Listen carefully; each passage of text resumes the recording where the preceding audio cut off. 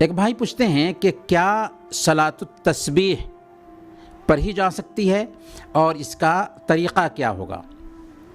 دیکھیں، سب سے پہلے صلاۃ التسبیح کے بارے میں جو حدیث آئی ہے وہ حدیث ہم آپ کے سامنے رکھ دیتے ہیں۔ سنن ابی داؤد اور ترمذی کی روایت ہے، اللہ کے رسول صلی اللہ علیہ وسلم نے حضرت عباس رضی اللہ تعالیٰ عنہ جو آپ کے چچا تھے ان کو بتاتے ہوئے کہا تھا کہ اے عباس، اے میرے چچا، کیا میں آپ کو ایک تحفہ نہ عطا کروں؟ اگر آپ ایسا کریں گے تو اللہ تعالیٰ آپ کے اگلے پچھلے نئے پرانے دانستہ نادانستہ چھوٹے بڑے چھپے اور کھلے سارے گناہوں کو اللہ تعالیٰ معاف کر دے گا۔ آپ 4 رکعت نماز پڑھیے، ہر رکعت میں سورہ فاتحہ اور کوئی سورہ پڑھیے۔ جب پہلی رکعت میں قرأت سے فارغ ہو جائیے تو کھڑے ہو کر کے 15 مرتبہ کہیے سبحان اللہ والحمد للہ ولا الہ الا اللہ واللہ اکبر۔ پھر رکوع کیجئے، رکوع کی حالت میں 10 مرتبہ کہیے یہی دعا۔ پھر رکوع سے سیدھا کھڑے ہو کر کے قومہ میں 10 مرتبہ یہی کہیے۔ پھر سجدے میں 10 مرتبہ کہیے۔ پھر سجدہ سے اٹھیے تو جلسے کی حالت میں بھی 10 مرتبہ اسی دعا کو پڑھیے۔ پھر دوسرے سجدہ میں 10 مرتبہ کہیے۔ اس طرح ایک رکعت میں 75 مرتبہ یہ ذکر ہوا۔ ایسا ہی 4 رکعت میں کریے۔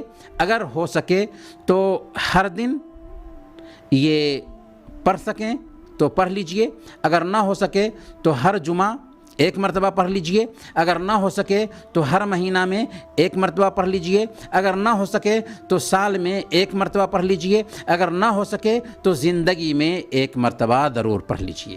یہ ہے وہ حدیث جس کو بعض ائمہ صحیح مانتے ہیں اور بعض ائمہ ضعیف اور موضوع اور من گھڑت مانتے ہیں۔ اسی بنیاد پر علماء کا اس مسئلے میں اختلاف ہوا کہ آیا صلاۃ التسبیح کی کوئی حقیقت ہے یا حقیقت نہیں ہے، اس نماز کا اہتمام کرنا چاہیے یا اس نماز کا اہتمام نہیں کرنا چاہیے۔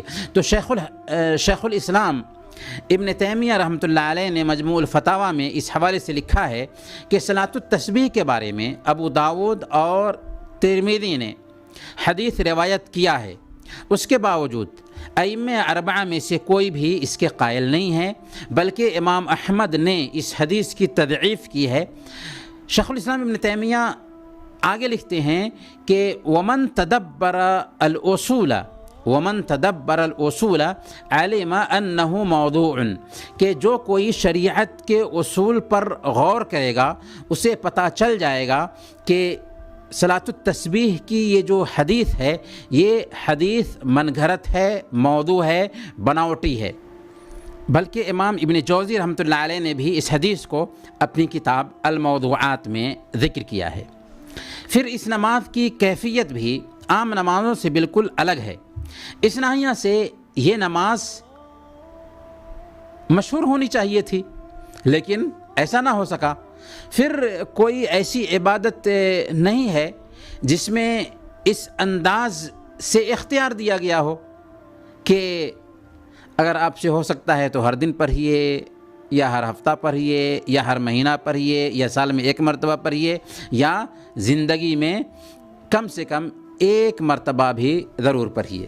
اسی لیے سعودی عرب کے کبار علماء کی جو فتویٰ کمیٹی ہے ان سے جب نماز تسبیح کے بارے میں سوال کیا گیا تو کمیٹی کا جواب تھا کہ صلاۃ التسابیح بدعۃ وحدیثها لیس بثابت وذکرہ بعض اہل العلم فی الموضوعات، کہ صلاۃ التسبیح بدعت ہے، اس کے بارے میں وارد حدیث ثابت نہیں ہے، بعض اہل علم نے اسے من گھڑت احادیث میں یعنی موضوع احادیث میں ذکر کیا ہے۔ اسی طرح شیخ ابن عثیمین رحمۃ اللہ علیہ اور شیخ ابن باز رحمۃ اللہ علیہ ان دونوں نے اس نماز کو غیر مشروع قرار دیا ہے اور اس کی 2 وجہ بیان کی ہے جو بات ابھی ہم نے ذکر بھی کی ہے۔ ایک یہ کہ اس حدیث کی سند ثابت نہیں ہے اور دوسری یہ کہ اس حدیث کے متن میں شذوذ اور نکارت ہے جو دیگر جو شرعی اصول ہیں اس اصول کے خلاف یہ حدیث جا رہی ہے۔ جبکہ دوسری طرف اگر ہم دیکھیں تو اس زمانے کے محدث علامہ البانی رحمۃ اللہ علیہ نے اس حدیث کو صحیح الترغیب میں مختلف طرق کی وجہ سے صحیح لغیرہ ہی کہا ہے۔ اسی طریقے سے شیخ الحدیث عبید اللہ مبارک پوری رحمہ اللہ نے مرعات المفاتیح میں بھی کہا ہے کہ حدیث کی سند میری نظر میں حسن تک پہنچ جاتی ہے۔ اسی طریقے سے علامہ عبد الرحمن مبارک پوری نے تحفۃ الاحوذی میں اس حدیث کے بارے میں لکھا ہے کہ میرے نزدیک یہ حدیث حسن کے درجہ سے کم نہیں ہے۔ متقدمین ائمہ میں امام بیہقی ہیں، ابن مندہ ہیں، خطیب بغدادی ہیں، سمعانی ہیں، منذری ہیں، ابن صلاح ہیں، ان سب نے اس بات کی وضاحت کی ہے کہ اس نماز کی حقیقت ہے اور اس نماز کا اہتمام کرنا چاہیے، یعنی ان سب نے اس حدیث کو صحیح مانا ہے۔ ائمہ کے یہ جو دو اقوال ہیں جو ہم نے آپ کے سامنے رکھے، اس نقطے کی وضاحت کے لیے رکھے ہیں کہ ان دو اقوال میں ہر ایک کے اندر جان پائی جاتی ہے، ہر ایک اپنے اعتبار سے مضبوط قول ہے۔ اس مسئلے میں اسی لیے سختی نہیں ہونی چاہیے۔